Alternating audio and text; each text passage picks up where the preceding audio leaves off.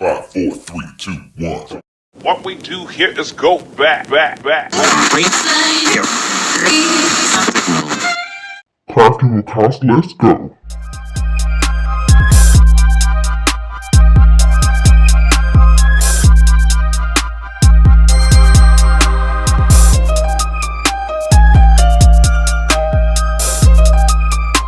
Welcome to Crafting with Cos. I'm Cos, and welcome back to Crafting with Cos if you're back.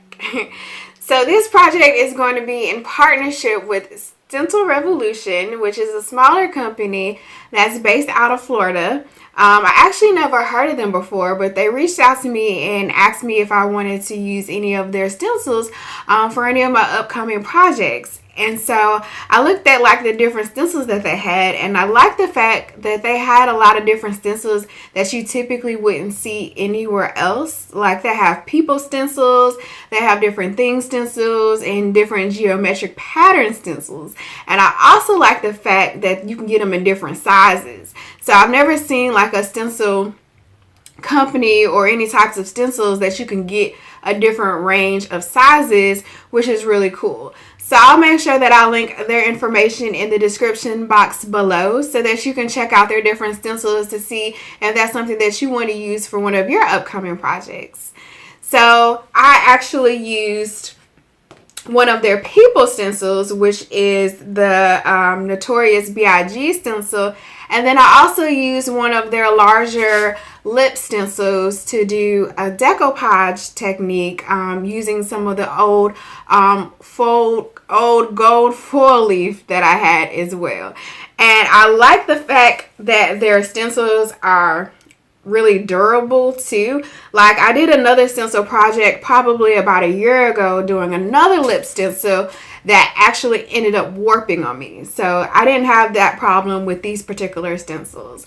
So thanks again so much for the continued support, and we can go ahead and let's get right started with the materials that I used for this project.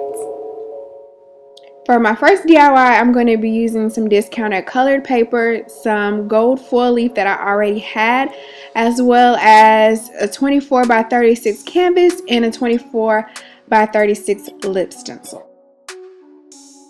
So I started by coating the canvas with a high gloss coat that I've used in a previous project.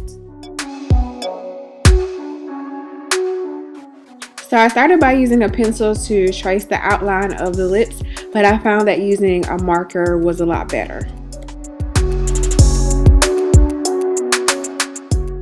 And then I just started cutting some of the colored paper into rough squares and adhering everything with Mod Podge on the back and on the top of it.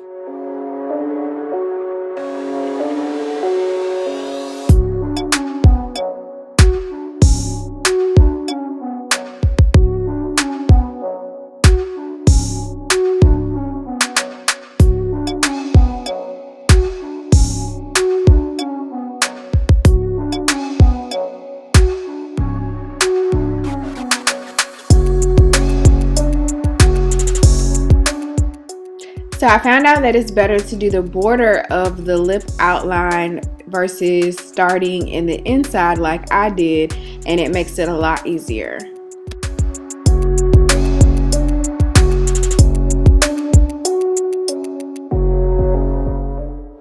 And just keep going until the entire lip is filled.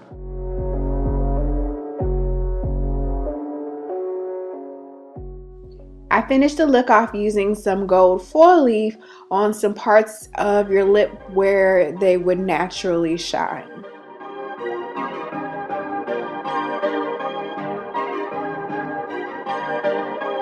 Perfect.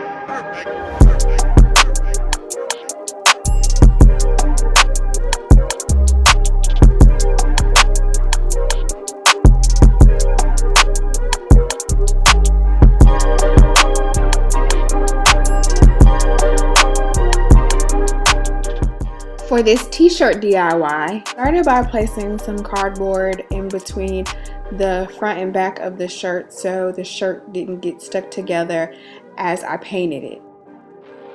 And then I added the stencil to the shirt on the area where the cardboard was laying underneath, and I taped around the perimeter of the stencil. And I started the stenciling process by dabbing the paint on top of the open areas on the stencil, making sure to press down so that it only stencils on the area that I want to actually stencil.